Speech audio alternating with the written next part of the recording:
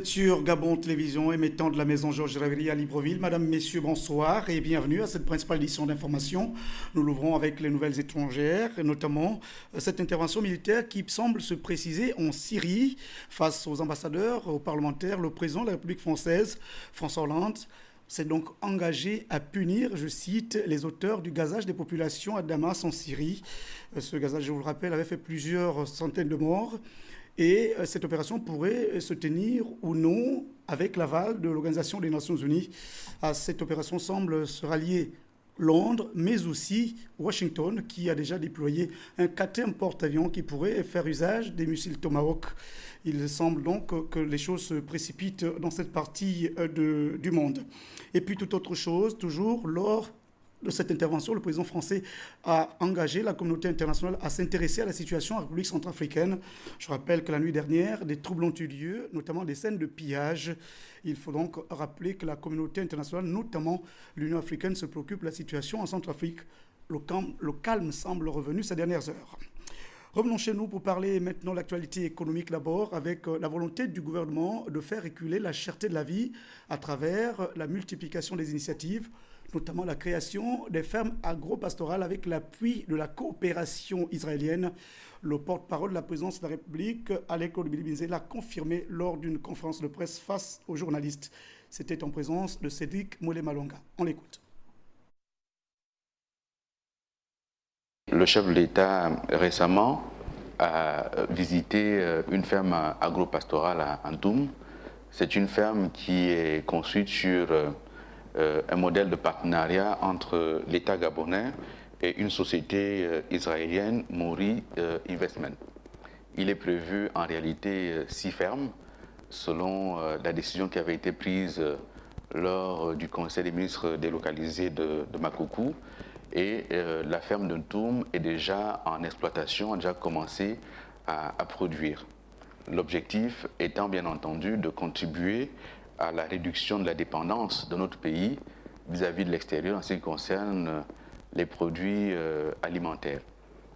L'autre objectif recherché, c'est bien entendu lutter contre la vie chère, étant entendu que les différentes mesures qui ont été prises par le gouvernement jusqu'à présent produisent des effets, mais les effets sont encore limités dans la mesure où, comme l'a rappelé le président de la République lors de son interview face à la presse gabonaise, nous sommes encore trop dépendants des importations. Et donc, ces fermes qui ne sont pas l'essentiel de la stratégie, mais qui font partie de la stratégie du président de la République, visent cet objectif. Bien entendu, lorsque nous parlons des fermes qui ont été réalisées et qui sont en voie de réalisation sur un partenariat entre l'État gabonais et cette société israélienne, nous n'oublions pas l'encouragement qui est fait pour la production par des compatriotes, par un certain nombre de mesures qui ont été prises au niveau du gouvernement pour encourager les compatriotes à s'installer dans le domaine de la production agricole. Ce sont des mesures incitatives, ce sont des mesures de réduction au niveau douanier, ce sont des mesures également de forme de crédit d'impôt au niveau de l'achat des provendes et au niveau de l'achat du matériel agricole. Pour rester sur un exemple précis, si vous devez acquérir un tracteur pour l'exploitation forestière, vous ne le payez à un prix qui est autrement plus élevé que si le tracteur doit être acheté pour l'exploitation agricole. Et donc toutes ces mesures incitatives visent en réalité à encourager nos compatriotes à s'investir davantage dans le domaine de la production agricole pour naturellement produire des richesses et aider à réduire notre dépendance vis-à-vis de l'étranger. Le porte-parole de la présidence de la République qui a par ailleurs annoncé une série de rencontres à Libreville au Gabon, notamment un séminaire sur la lutte contre la corruption, un forum de l'emploi, mais aussi les états généraux de la communication. On l'écoute. Il va se tenir au Gabon avant le 15 octobre, donc entre fin septembre et le 15 octobre, un séminaire gouvernemental animé par Transparency International dans le cadre de l'amélioration de la gouvernance de notre pays. L'organisation de ce séminaire fait suite à plusieurs séances de travail entre l'État gabonais et Transparency International notamment. Le séminaire s'inscrit dans le cadre des actions prises par le chef de l'État en vue d'ancrer au Gabon de bonnes pratiques de gestion pour une gouvernance démocratique et sociale plus en phase avec les principes internationaux de bonne gouvernance et de développement durable. Le président de la République, lors de son message à la nation, a annoncé la tenue prochaine d'un forum de l'emploi. Ce forum de l'emploi aura lieu le 17 septembre. C'est un forum qui vise à la fois à identifier les poches d'emploi qui existent aujourd'hui et comment mettre en cohérence les formations qui sont dispensées dans nos écoles, dans nos centres de formation, avec les emplois qui existent aujourd'hui, les besoins d'emploi. Mais ce forum vise également à identifier les gisements nouveaux d'emploi en fonction de la stratégie mise en œuvre, notamment dans le domaine de l'économie numérique, dans le domaine du développement durable, l'économie verte. Et donc toutes ces poches d'emploi vont être examinées lors du forum de manière à proposer un package global, notamment en ce qui concerne l'emploi jeune. De même, le chef de l'État avait annoncé, lorsqu'il recevait les vœux de la presse, sa volonté de revoir le code de la communication, de le réviser. Et donc, deux activités vont être menées dans ce sens.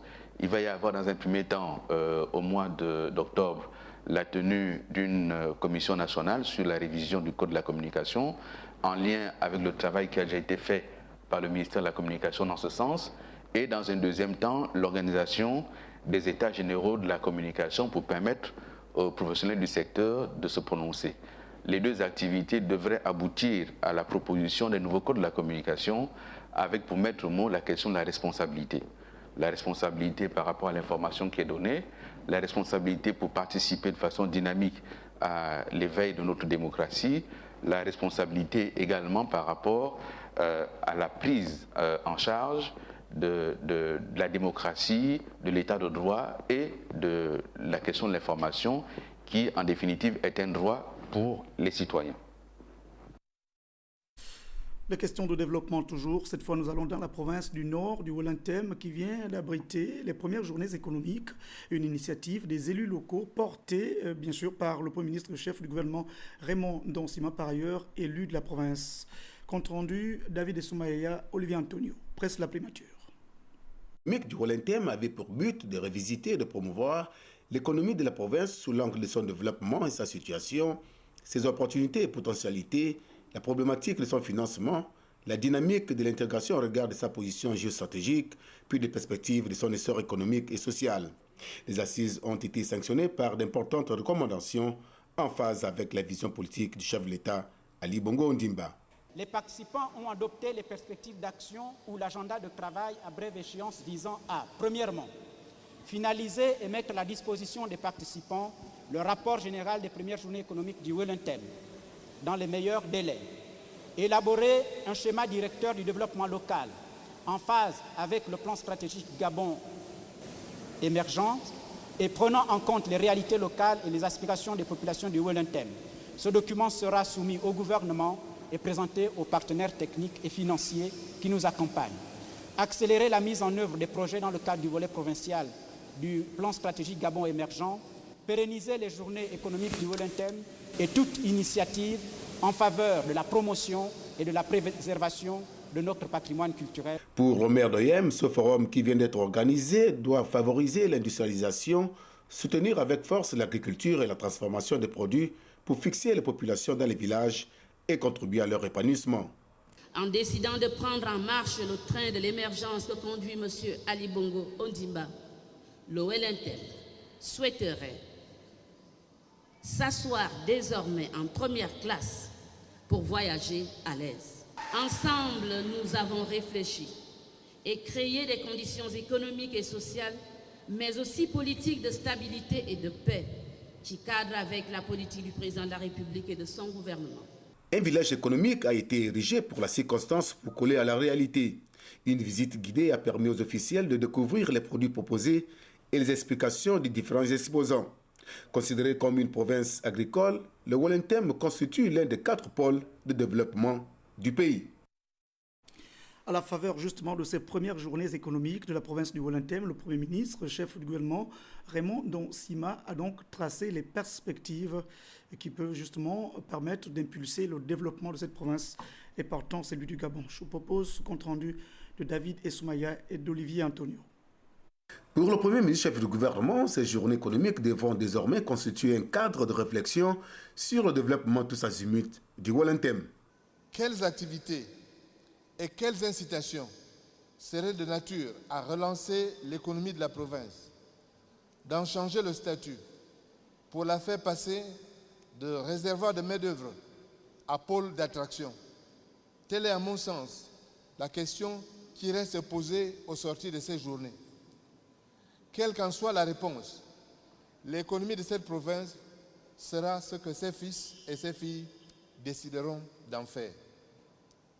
J'attends désormais du bureau de ces journées, mais également tous ceux qui sont ici, je crois, partagent cette attente, un rapport qui en reprendra les différentes interventions ainsi que les recommandations, et j'invite ce bureau, courant septembre, à mettre en place le groupe de travail restreint qui se chargera de maintenir le flambeau allumé et de préparer les prochaines journées de 2014. Entre-temps, aussitôt que ce rapport sera terminé, nous reviendrons ici pour partager les conclusions avec les élus locaux et avec les différentes associations qui sont concernés ou intéressés par les questions que nous avons discutées. Conscient de l'avenir de la province du Septentrion qui regorge un patrimoine économique et culturel riche, le Premier ministre, par ailleurs élu local, a décliné quelques perspectives. Il y a un plan stratégique global qui a été élaboré, qui constitue l'autoroute future de l'économie gabonaise. Et les provinces sont des centres qui doivent chercher à converger vers cette autoroute. Et l'exercice que nous faisons consiste à déterminer de façon précise l'écart et l'effort qu'il y a à fournir localement pour rejoindre l'autoroute qui a été dessinée dans le cadre du plan stratégique général. Je voudrais d'ores et déjà inviter chacun à se préparer à une foire agricole du Wellington à la fin du mois de janvier prochain. La foire, cette fois-ci, aura une envergure beaucoup plus grande. Elle devra impliquer une plus large partie de la population. Il s'agira, je crois, pour chaque canton, de se préparer à participer à cet événement, de telle sorte que nous voyions exactement ce qui se produit et ce qui se fait ici et là. Car trop souvent, lorsque nous sommes à Libreville, lorsqu'on voit les camions arriver, on se dit que la production vient du Cameroun. Alors qu'une bonne partie de cette production est réalisée localement, dans le Haut-Ntem, dans l'Ntem, dans le Wole, dans le Kano et dans le Haut-Komo. Pour joindre l'utile à l'agréable, un dîner de gala a été offert où les convives ont pu déguster des mets typiquement du terroir et découvrir le folklore de la province. C'est dire que la première édition des Journées économiques du Wellington a tenu toutes ses promesses. Le rendez-vous a été donc pris pour janvier 2014 pour d'autres retrouvailles. Autre sujet de préoccupation du Premier ministre chef du gouvernement, la cherté de la vie, en l'occurrence la sardine fumée qui est de plus en plus vendue cher sur les marchés. Vous l'avez certainement constaté, la Direction générale des pêches a donc annoncé une série de mesures. C'était justement en présence de nos reporters Laetitia Osiadjoui et Jean-de-Dieu Mamboundou. C'est pour édifier les uns et les autres sur les raisons de la raréfaction de la sardine fumée sur le marché et qui a eu pour conséquence immédiate l'envolée des prix de la dite ressource que Dr Nonte Loïs Alela, épouse Minko, directrice générale des pêches et de l'aquaculture, s'est exprimée en ces termes. La pénurie qui a été constatée dans la pêche sardinière, parce qu'en fait là nous parlons de la pêche sardinière, cette pénurie donc due à l'arrêt des pêcheurs a entraîné bien évidemment la flambée des prix de cette ressource qui est censée être accessible à tous les Gabonais.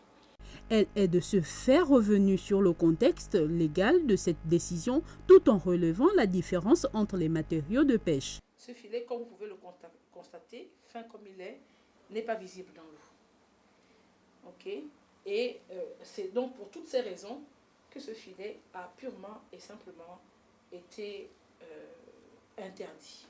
Devant d'une part les multiples plaintes des populations et d'autre part les nombreuses saisines des pêcheurs artisanaux relatives à la sous-estimation du délai de livraison du matériel réglementaire 7 mois selon les fournisseurs au lieu de 4, les autorités compétentes de commun accord avec l'association des pêcheurs artisanaux ont décidé de ce qui suit.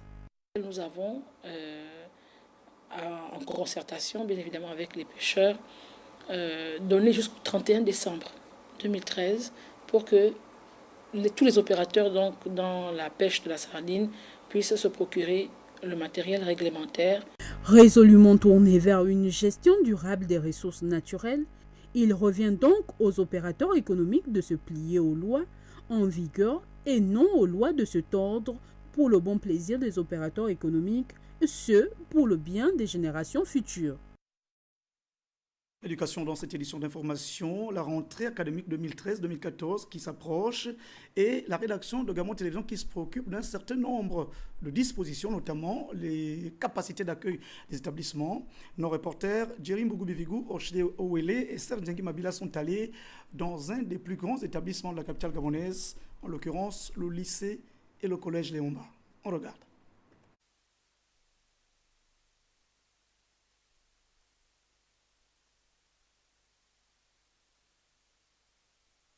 Comment faire pour accueillir les quelques 30 000 élèves de passage en classe de 6e pour l'année académique 2013-2014 ? Le gouvernement a opté pour cette année pour des constructions et extensions, comme ici, où 3 bâtiments de 3 étages pour un total de 43 classes, 3 laboratoires et 60 toilettes qui seront livrées naturellement prochainement. L'entreprise adjudicataire, Sogad, est sur le chantier depuis bientôt 3 ans.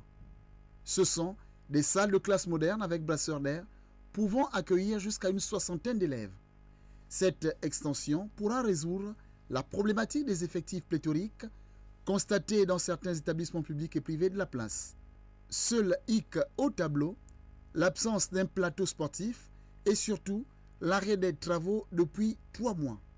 Du coup, se pose la question de savoir si ces bâtiments seront réellement livrés dans un mois pour la rentrée effective des classes. Depuis les nouveaux bâtiments du CES, c'était Serge Nzingi Mabila et Jerry Mbougoubivigou pour Gabon Télévision.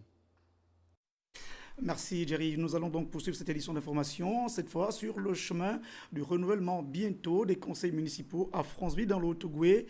Le maire fait ses comptes et pointe en l'occurrence un certain nombre de chantiers les plus visibles, notamment les espaces verts un peu partout dans Massoukou. Je vous propose ce reportage de nos confrères de Gabon Télévision Franceville. En convient à une rencontre les populations de la commune de Franceville, Jean-Pierre Ndoumbenini et le conseil municipal qu'il préside voulait perpétuer à tout prix une tradition depuis son arrivée à la tête de la dite mairie à chaque inauguration d'une stèle à Franceville. Déjà fortement engagé dans l'aménagement des espaces verts à Massoukou, le général d'armée Jean-Pierre Ndoumbenini par ce nouveau projet entend ainsi renouer avec un pan tout aussi important de l'histoire de sa cité. Après 53 ans, le Gabon a pris son envol vers son développement intégral. Président de la République, chef de l'État, son Excellence Ali Bongo Ondimba, nous a fixé un cap, objectif 2025, date à laquelle notre pays devra se situer parmi les pays émergents. Le maire de la commune de Franceville, général d'armée Jean-Pierre Ndoumbenini, qui est revenu également sur le bilan de son action à quelques mois de la fin de son premier mandat. En 2013, nous avons opéré un réajustement de salaire en octroyant une prime de rendement à près de 89% des agents, permettant à ces derniers d'atteindre un salaire pouvant bénéficier d'une retraite vieillesse. Cet effort exceptionnel a été réalisé grâce à la volonté et aux efforts de tous. La mairie de la commune de Franceville qui projette de signer une convention avec l'Université des sciences et techniques de Massoukou, une convention qui permettra d'établir une relation formelle entre la commune et l'université. Un cadre juridique sera mis en place et permettra aux étudiants, ingénieurs et autres techniciens supérieurs d'avoir une plateforme dans laquelle Ils pourront tester leur projet et le mettre en valeur en vue d'une utilisation industrielle. Toujours dans le cadre des relations entre l'université et la commune, avec le soutien de la Banque gabonaise de développement, un projet de construction d'un campus universitaire est à l'étude. Avec le concours de tous les citoyens de la ville de Franceville, le maire compte poursuivre son opération exclusivement consacrée à la plantation des manguiers à Franceville. Ce sera en début de saison des pluies. Nous sommes en page politique et nous allons à une centaine de kilomètres de Franceville, à Mounana précisément, où le député du deuxième siège de la Lebombi-Leyou, Christian Magnagna, a fait le tour du siège, notamment pour informer les populations sur les activités de la dernière session parlementaire. Était avec lui Henri Nestor Javé. C'est la salle polyvalente du conseil départemental de Mounana qui a prêté son cadre à cette obligation républicaine qui consiste à rendre compte des activités parlementaires de la session aux populations du deuxième siège de la Lebombi-Leyou pour le cas présent ou responsable de cette circonscription électorale. Revenons sur le compte rendu parlementaire, l'élu du deuxième siège de la Lebombi-Leyou dira que la première session ordinaire au Palais Léomba a été marquée par une abondante activité, notamment avec l'examen et le vote d'une vingtaine de lois avant de s'appesantir sur un certain nombre de textes qui ont une incidence directe sur la population de sa circonscription électorale. Entre autres, la proposition de loi portant protection et prise en charge des malades mentaux, le régime général des pensions des agents de l'État et les lois autorisant l'État à contracter des emprunts auprès des banques internationales. Ce qui est important de retenir ici, c'était de revenir sur le plan stratégique Gabon émergent, de sensibiliser les populations que le plan stratégique Gabon émergent, c'est la traduction du projet de société des chefs d'État en investissement. C'est un plan qui tient à cœur le chef d'État et qui est en train d'être mis en œuvre par le gouvernement. Les réalisations sont nombreuses, nous les avons commentées ici et nous avons expliqué que pour le cas de Mounana, du district de Mounana, mais comme du département, il fallait savoir attendre. La route est déjà arrivée, les travaux routiers ont commencé. On a commencé à améliorer évidemment les services publics par l'agrandissement de la brigade de gendarmerie, mais également par l'agrandissement du collège de l'enseignement secondaire, donc Bruno Boruko. Il y a des travaux qui se font déjà à Mounana. À nous maintenant, d'autres sortes de Mounana également, d'être plus vigoureux, de saisir et de capter les opportunités qui peuvent se présenter à nous. En cette période d'intercession parlementaire, l'honorable Christian Magnagna a également évoqué les questions d'actualité liées notamment à l'introduction de la biométrie dans le processus électoral et de l'enrôlement qui s'y rattache. L'enrôlement, c'est la population d'ailleurs qui l'a emmené et je me suis réjoui évidemment de le développer. L'enrôlement biométrique est devenu une exigence civile, une exigence civique et une exigence citoyenne. Et nous avons pris le temps d'expliquer les biens fondés évidemment de cet enrôlement biométrique, les avantages directs et indirects liés évidemment à l'aide de cette nouvelle procédure et le fait que la population de Mounana gagnerait à s'enrôler massivement. Je me suis adressé ici aux responsables de quartier, aux leaders d'opinion, aux responsables de village également, afin que derrière ils puissent pousser la population, ce que nous faisons déjà au quotidien, pousser la population dans les quartiers-villages à s'enrôler à nouveau. L'échange des questions-réponses qui aura duré près de 3 heures d'horloge et face aux questions liées aux projets gouvernementaux dans la localité, Christian Magnagna a dit que le chef de l'État, Ali Bongo Ondimba, a engagé des grandes réformes pour le développement du Gabon avant de demander aux populations de Mounana de garder bon espoir car les solutions globales escomptées sont en vue. Henri Nestor, j'avais un Tim Bolengue qui ajoute d'ailleurs qu'en marge justement de cette tournée parlementaire, le député du deuxième siège de la Lebombi-Leyou a donc montré sa solidarité vis-à-vis d'un certain nombre de familles dans le besoin. C'était dans le cadre justement de la politique du partage. On regarde. L'honorable Christian Magnagna n'est pas sa première action de cœur et de solidarité à l'endroit des populations du deuxième siège du département de la Lebombi-Leyou. Bien qu'étant élu il y a tout juste 2 ans, c'est-à-dire au soir du 17 décembre 2011. En initiant à nouveau ces dons communautaires, le député a dit traduire dans les faits la solidarité et le partage, valeurs essentielles si chères au président de la République Ali Bongo Ondimba, lesquelles valeurs, et disons-le clairement une fois de plus, apparaissent désormais comme des directives qui devront fonder ces actions participatives à l'élan de solidarité nationale amorcé dans le cadre de la mise en œuvre du projet de société L'avenir en confiance. C'est donc avec les mains bien chargées et bien pleines que Christian Mayanya et son épouse se sont rendus auprès de leurs parents de Mounana. L'aimé bien chargé parce que c'est une tradition établie maintenant. Je veux dire, pour le temps passé à Libreville, à travailler à l'Assemblée nationale, quand on arrive, on fait l'effort d'amener évidemment quelques présents aux populations. Pour nous aussi, c'est une façon de participer évidemment au relèvement économique de notre district. Il y a des populations qui ont besoin de notre aide, qui ont besoin évidemment qu'on les soutienne, qu'on les aide à créer évidemment de nouvelles activités rurales, l'économie rurale. Et c'est ce que nous avons essayé de faire au cours de cette journée. Un énième geste qui marque donc l'implication personnelle de l'élu et de Mme Mayanya, en ce sens que l'acte posé rentre dans le cadre de la traduction des engagements du chef de l'État qui prône le partage. Ainsi, l'élu a-t-il remis 10 machines à coudre, dont une machine multi-option, 4 tronçonneuses, des filets de pêche et un moteur hors bord, 5 moulins à manioc, 30 tenues d'apparat pour les chefs de quartier et chefs de village, ainsi que 3 équipements sportifs et accessoires, une série d'équipements pour l'OCS et les 2 autres pour l'équipe de Mounana, en plus des ballons de foot et de handball. Un peu plus tôt dans la matinée, l'honorable Christian Mayanya, les autorités administratives et politiques ont pris part à la messe de solennité des 53 ans de l'indépendance du Gabon. Messe officiée à l'église catholique Saint-Joseph de Mounana par l'abbé Christian Pygmé Ouassala.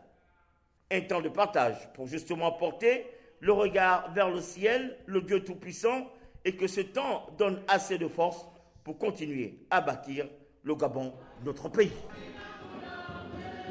Politique encore, et nous allons dans la province du Wolontém, dans le 2e siège du thème où le membre du bureau politique du Parti démocratique gabonais vient donc de sillonner et rencontrer les populations justement pour les inviter à s'approprier l'opération d'enrôlement biométrique.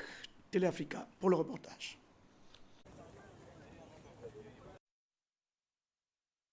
Voici déjà 2 semaines que le processus d'enrôlement dans le district de Bikondom, dans la province du Wolontém, a été lancé. Pour le meilleur fonctionnement de cette opération, plusieurs partis et groupements politiques s'activent pour avoir davantage de militants inscrits dans les différents bureaux. Toutefois, un fait majeur semble freiner le déroulement de cet acte citoyen, notamment les difficultés d'ordre fonctionnel et structurel. Nous constatons qu'il y a beaucoup de dysfonctionnements, des pannes répétées des machines. Il y a d'autres qui sont la volonté de certains de nos enrôleurs de nuire, n'est-ce pas, au bon fonctionnement de l'enrôlement. Puisqu'on ne peut pas comprendre que pour quelqu'un qui voudrait se faire enrôler avec un acte de naissance original, on va lui demander de présenter un acte légalisé si déjà il a l'original. Outre les problèmes techniques, plusieurs autres difficultés résultent d'un conflit d'intérêts. Nous sommes partis de Libreville pour venir nous faire enrôler, évidemment munis de nos documents administratifs. Mais il se trouve que les agents enrôleurs sur place nous font comprendre que pourtant nous sommes bien en milieu rural et ils stipulent bien que les gens devraient être munis de leurs pièces d'identité, parmi lesquelles les actes de naissance, les originaux surtout. La dame qui s'occupe de l'enrôlement n'est autre que la femme du sous-préfet de notre circonscription qui refuse, je ne sais pas pour quel but, de faire enrôler tout militant avec une pièce d'identité originale. On relève toutefois la volonté des responsables administratifs et politiques de cette localité de voir ce processus d'identification des électeurs se dérouler conformément aux dispositions réglementaires. Il y a eu une mauvaise interprétation parce que quand on a un acte de naissance original, il n'est pas question en milieu rural de demander à un usager d'aller trouver une photocopie légalisée. On l'enrôle avec l'acte de naissance original. Je demande aux agents enrôleurs de faciliter la tâche aux usagers. Ce sont des vieux papas, des vieilles mamans qui sont déjà fatigués. Ne pas entretenir la suspicion pour rien. Leur demander d'amener les pièces qui sont contenues dans la loi. Ne pas inventer aussi des pièces à fournir. Si pour le membre du bureau politique de cette localité, l'objectif est de faire inscrire le maximum de militants et sympathisants conformément aux dispositions légales, en vue d'une victoire certaine aux élections prochaines, la constitution du fichier d'état civil biométrique serait aussi une préoccupation majeure. Espérons que cette situation sera remédiée dans les brefs délais. Et puis la fin à Okonja dans la CB Bricolo de la caravane culturelle et artistique organisée à l'initiative de Luc Oyobi, fils de la localité. Il s'agit bien sûr pour le ministre délégué à la culture d'évaluer le potentiel culturel. Étaient sur place pour la rédaction Rodrigue Tessamouanga et Félix Moudibangoyi. Après les éliminatoires cantonaux, les groupes traditionnels de la commune de Konja s'affrontent à la place des fêtes.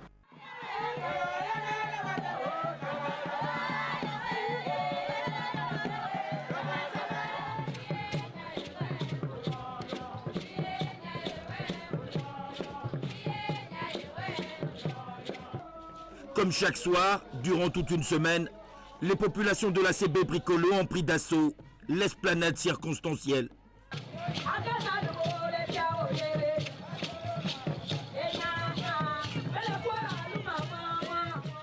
En finale, 16 groupes qui ont rivalisé de talent devant un invité de marque, le ministre délégué à la culture, Ernest Walker Onewin.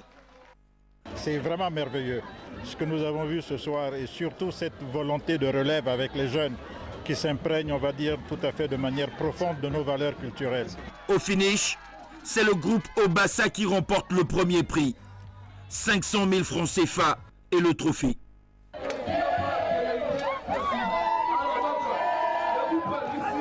Le jury a été très juste. Les prestations ont été très belles. Costumes traditionnels, chorégraphie, créativité. Autant de valeurs qui ont milité en faveur des 5 gagnants. 450 000 francs CFA pour le deuxième, 400 pour le troisième, 350 000 francs pour le quatrième, le cinquième empoche tout de même 300 000 francs CFA. On a vu vraiment des acteurs absolument pleins d'expérience qui nous ont présenté un événement qui nous a plu à nous tous. Le public venu nombreux a pris rendez-vous pour l'année prochaine, mais déjà, on encourage les perdants. Moi j'encourage pour ceux qui ont perdu, on attend l'année prochaine, ça ira. Pour avoir participé à cette finale, les 11 autres groupes se partagent 2 200 000 francs CFA, soit 200 000 chacun. Le parrain ne cache pas sa satisfaction. On a enregistré des progrès notables dans les 2 compartiments, aussi bien au niveau de l'exposition que des danses traditionnelles. Je crois que je suis satisfait de la même façon des 2 composantes de la caravane culturelle. Entre joie et déception, c'est surtout le vivre ensemble qui compte. Et c'est d'ailleurs l'un des objectifs visés par cette caravane culturelle et artistique de la CB Bricolo.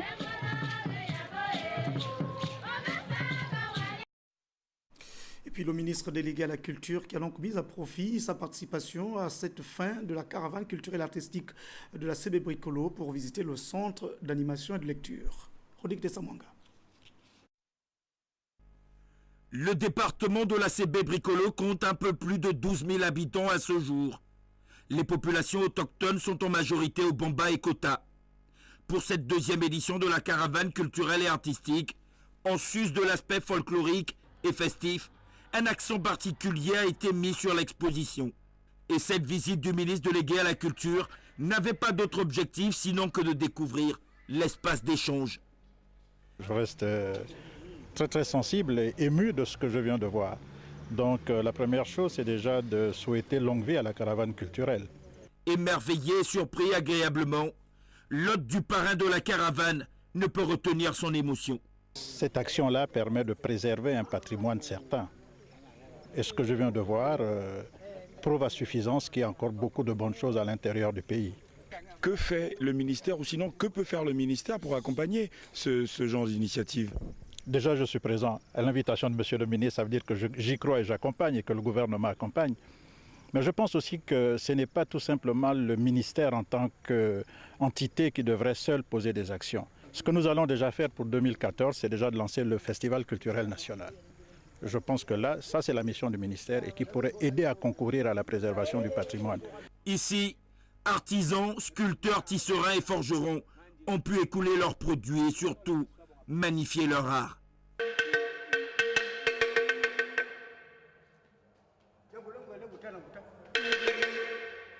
Ça, c'est le calendrier.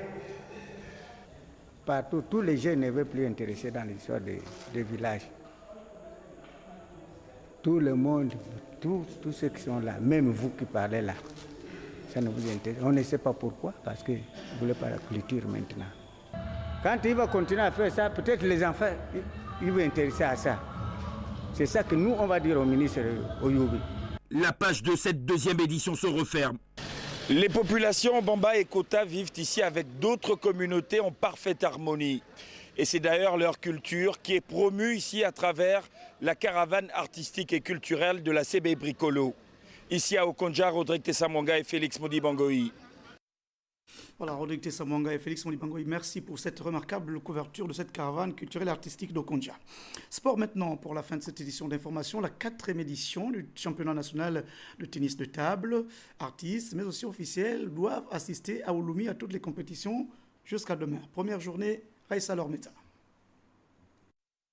À la destinée du tennis de table gabonais, Bernadette Nguema, présidente de la fédération, a, lors de son allocution circonstancielle, tenu à partager sa politique pour l'émergence de la discipline. Le mandat d'aujourd'hui a été placé sur le sceau de la formation d'une part et de la valorisation de la discipline des littéraires et du pongiste. Elle placera ensuite le fair play au cœur de ce rendez-vous pongiste 2013. Pour cette 4e édition, chers acteurs, je vous invite à faire le fair play, que la compétition soit saine et que le meilleur gagne. La prestation de serment des athlètes et arbitres ainsi que les encadreurs abondaient dans le même sens. Au nom de tous les arbitres, je jure d'officier les rencontres du 4e championnat national de tennis de table, dans le respect de l'éthique et de la déontologie sportive, d'observer toutes les exigences du fair play à l'égard de tous les acteurs et spectateurs pour l'honneur et la gloire du sport. Je le jure. La parole fera place à l'action. Match entre pongistes. Estuaire en vert, Wallonthème en rouge, Moyenne Ogoué en blanc et Ogoué Maritime en bleu. L'une des attractions de la première journée, le face-à-face, Freddy Obam du Wallonthème contre Franck Ambourouet de l'Estuaire en vert. Le deuxième cité, vice-champion du Gabon depuis 2011, l'emportera coup sur coup 3-7 contre 0. Finale et clôture du championnat national de tennis de table ce mercredi 28 au gymnase d'Ouloumi.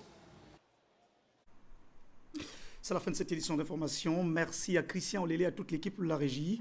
C'était le journal de Philippe Kabeyongo et Paul Nsiaki. Demain, vous retrouvez à 7h30, 12h, mais aussi à 10h. Lorna Awangi, je reviens demain. Bonsoir.